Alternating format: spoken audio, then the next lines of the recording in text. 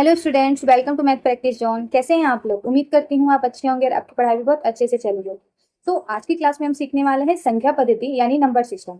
Number system में बहुत ही प्रकार की संख्याएं होती हैं, जैसे कि natural number, whole number, integers, परिमेय संख्याएं, अपरिमेय संख्याएं, वास्तविक संख्याएं तथा काल्पनिक संख्याएं। तो आज की क्लास में हम इन सभी टॉपिक को पूरी डिटेल में पढ़ेंगे। इस वीडियो को देखने के बाद आपको इनमें से किसी भी नंबर में किसी प्रकार की कोई दिक्कत नहीं होगी। तो चलिए स्टार्ट करते हैं। सबसे पहले हम पढ़ते हैं नेचुरल नंबर यानी कि प्राकृतिक संख्या के बारे में। तो प्राकृतिक संख्या किसे कहते हैं? तो प्राकृतिक संख्या वे संख्याएं होती हैं जो एक से स्टार्ट होती है। ठीक है, जैसे कि एक, दो, तीन, इसी तरह करते करते आप अनगिनत जितनी भी संख्याओं को काउंट करते हैं वे सभी संख्याएं क्या कहलाती हैं? नेचुरल नंबर कहलाती है, यानी कि प्राकृतिक संख्याएं कहलाती हैं। वे सभी संख्याएं जो एक से स्टार्ट होकर अनंत तक जाती हैं वे सभी संख्याएं प्राकृतिक संख्याएं कहलाती है। संख्या पद्धति का दूसरा टाइप है होल नंबर यानी कि पूर्ण संख्याएं। अब पूर्ण संख्या क्या होती है? हमने प्राकृतिक संख्या को पढ़ा कि वो एक से स्टार्ट होता है। जो भी संख्या एक से स्टार्ट होती है वे सभी संख्याएं क्या कहलाती हैं? प्राकृतिक संख्याएं कहलाती है। एक से स्टार्ट होकर लगातार आगे कहां तक हो जाएगी? अनंत तक जाएगी। अब इन्हीं संख्याओं में यदि हम जीरो भी ले लेते हैं, ठीक है, ध्यान से देखिएगा, संख्याएं वही है, ठीक है, तो इन सभी संख्याओं में यदि हम जीरो को ले लेते हैं तो वे संख्या क्या कहलाएंगी? ये संख्याएं पूर्ण संख्या यानी कि होल नंबर कहलाएगी। ठीक है, अब हम बात करने वाले हैं इंटीजर्स यानी पूर्णांक के बारे में। तो पूर्णांक कौन सी संख्याएं होती हैं? तो चलिए हम देखते हैं। हम संख्याओं को पहले जीरो से स्टार्ट करते हैं। जीरो से अगर हम स्टार्ट करेंगे तो होल नंबर हो जाएंगी। यदि हम एक से स्टार्ट करते हैं तो वे संख्याएं कैसी संख्याएं हो जाएंगी? वे संख्याएं हो जाएंगी प्राकृतिक संख्याएं। ठीक है, इसे आगे हम कहाँ तक ले जा सकते हैं? अनंत तक ले जा सकते हैं। अब हम क्या करते हैं? हम जीरो के बाएं साइड चलते हैं। ठीक है, तो अगर हम जीरो के बाएं साइड चलेंगे तो इधर क्या हो जाएगा? ये -1 से स्टार्ट होगा। ठीक है, यहाँ -1 होगा, -2 होगा। नंबर लाइन में आपने इन संख्याओं को पढ़ा होगा। तो ये कहाँ तक आता है? -4। ऐसे करते करते ये भी कहाँ तक चली जाएगी? ये भी अनंत तक जाएगी। तो ये जो सारी संख्याएं होंगी ये सारी संख्याएं क्या कहलाएंगी? ये सारी संख्याएं कहलाएंगी इंटीजर्स यानी कि पूर्णांक। तो अब हम देखेंगे सम संख्या तथा विषम संख्या के बारे में। सम संख्या किसे कहते हैं? तो वैसी संख्याएं जो दो से विभाजित हो।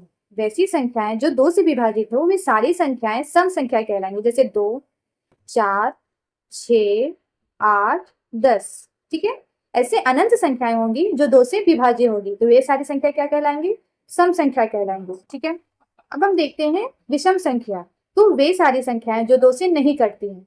ठीक है, तो कौन कौन सी संख्याएं दो से नहीं कटती हैं? 3, 5, 7, 9, 11। ऐसे करते करते आगे जितनी भी संख्याएं जो दो से नहीं कटेंगी वे सारी संख्याएं क्या कहलाएंगी? वे सारी संख्याएं विषम संख्याएं कहलाएंगी। ठीक है, तो सम, ऐसा आपको देखने में लग रहा होगा कि सम संख्याएं, विषम संख्या, ये दोनों क्या है? ये दोनों एक दूसरे के ऑपोजिट है ना।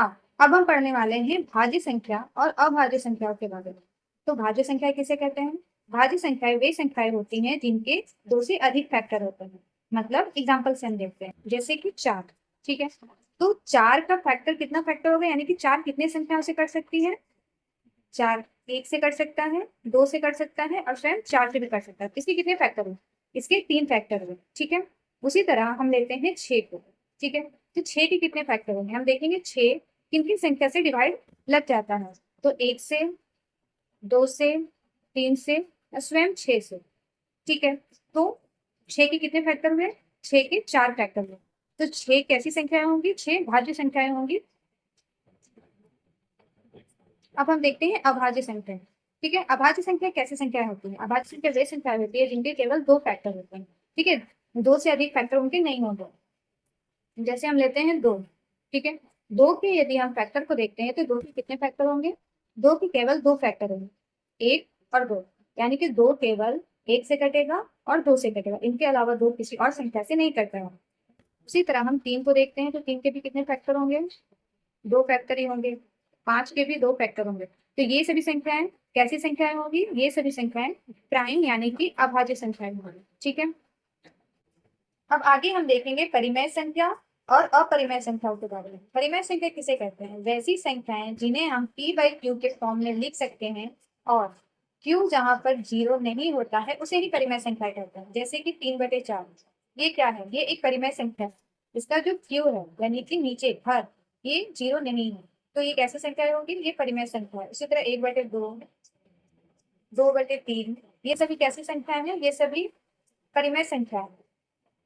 यदि हम ऐसे लिखते हैं 1/0, तो क्या ये एक परिमेय संख्या होगी, नहीं, ये एक परिमेय संख्या नहीं होगी, क्योंकि इसका क्यू क्या आ रहा है, क्यू 0 आ रहा है, तो जिसका भी क्यू 0 आएगा वो परिमेय संख्याएं नहीं होगी। अब हम देखते हैं अपरिमेय संख्या।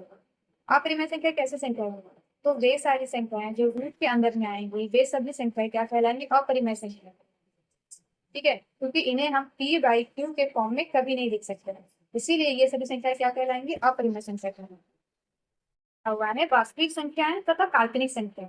वास्तविक संख्याएं वे संख्याएं होती हैं जिसको अभी तक हमने पढ़ा है, यानी कि अब तक हमने जिन संख्याओं के बारे में जाना है वे सभी संख्याएं वास्तविक संख्याएं, उनको हम पढ़ते हैं। जैसे कि जो संख्याएं इंटीजर्स है, यानी कि 0 से लेके इधर साइड का जो भी संख्या है, और जो -1, -2, ये सभी जो हमने पढ़ा वो सभी संख्या क्या है, वास्तविक संख्या है। जिन संख्याओं को हमने p/q के रूप में देखा, जैसे कि 1/2, 3/4, ये सभी संख्याएं कैसे संख्या है, ये सभी संख्याएं आपकी वास्तविक संख्या है। या फिर √2, √3, ये सभी संख्याएं भी क्या होंगी, ये सभी संख्याएं वास्तविक संख्या है। अब हम देखते हैं कि काल्पनिक संख्याएं कौन सी है। वैसी संख्या जो रूट के फॉर्म में हो और माइनस में हो, ठीक है, जो रूट अंडर हो और माइनस में हो, वे सभी संख्याएं क्या कहलाएंगी, वे सभी संख्याएं काल्पनिक संख्या कहलाती है। ठीक है, जैसे कि -2 रूट अंडर -2 हो जाएगा, रूट अंडर -3 हो जाएगा, तो ये सभी संख्याएं काल्पनिक संख्या कहलाएंगी।